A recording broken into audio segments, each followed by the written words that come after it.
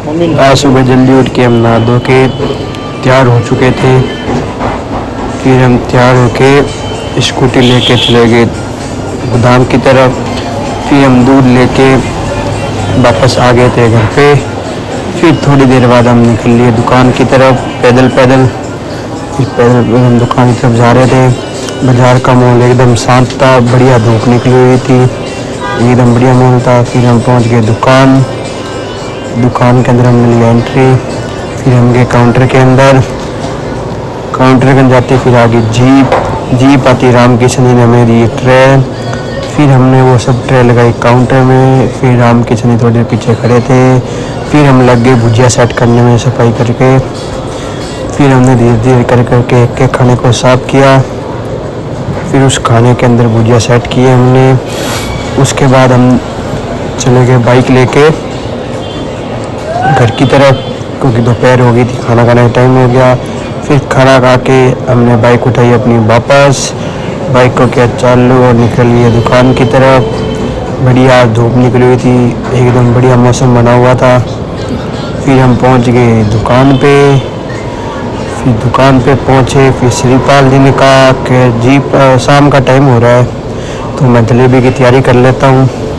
तो श्रीपाल जी बाहर जा रहे थे क्योंकि उन जलेबी की भटिया वगैरह सेट करके तैयार करना था। केसर वाला दूध लगाते हैं श्रीपाल जी। फिर श्रीपाल जी बाहर पहुँच कर उन्होंने दूध वाली तवी धोई बढ़िया से। फिर उसको सब कुछ सेट किया। फिर उसके बाद हम बाइक लेकर रवाना हो गए। हम चल दिए थे गोदाम की ओर, क्योंकि गोदाम में हमारे साथ ओम जी थे, उनको भी सामान छुड़ाना था। फिर हम पहुंच गए गोदाम पहुंचते हमने देखा बॉयलर में दूध घुट रहा था। फिर हमने वापस बाइक उठा के हम निकल लिए वापस अपनी वही मंजिल की ओर, रोज वाली अपनी प्यारी सी दुकान की तरफ। फिर हम थोड़ी देर बाद पहुंच गए दुकान पे पहुंच के हमने देखा कि श्रीपाल जी कर रहे थे सफाई करके मिठाई के डब्बे पैक। फिर हमने उनके पास गए, वो गिफ्ट पैक कर रहे थे डब्बे। फिर हम थोड़ी देर बाइक उठा के हम निकल दिए थे पेट्रोल की तरफ, क्योंकि बाइक के अंदर थोड़ा पेट्रोल कम हो गया था।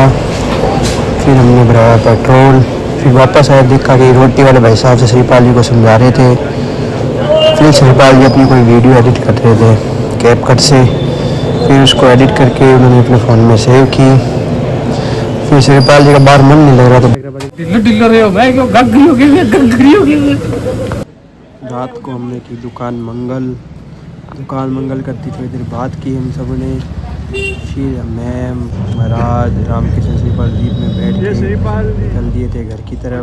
बहुत ठंडा मौसम हो रहा था रात को, दुकान मंगल करके कोई पार ही नहीं थी ठंड की। फिर धीरे धीरे हम पहुंच गए घर पे। श्रीपाल जो हमें छोड़ा। मिलते अपने नेक्स्ट ब्लॉग में।